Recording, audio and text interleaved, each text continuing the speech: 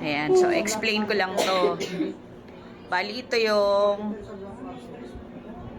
amount na binili mo ng shares. So, ito yan. Yung dalawa na yan.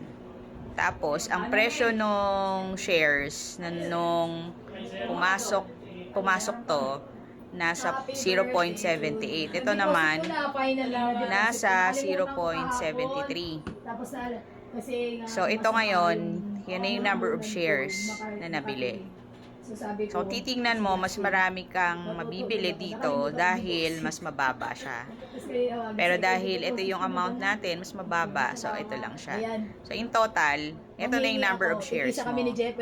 So, ngayon, pag yung NABs ngayon, pumalo ulit ng 0.78, etong portion na to dito na latest or yung previous na pinabili mo ng shares, magkakaroon siya ng capital gains. So, ang value nito, meron ka ng may interest na siya.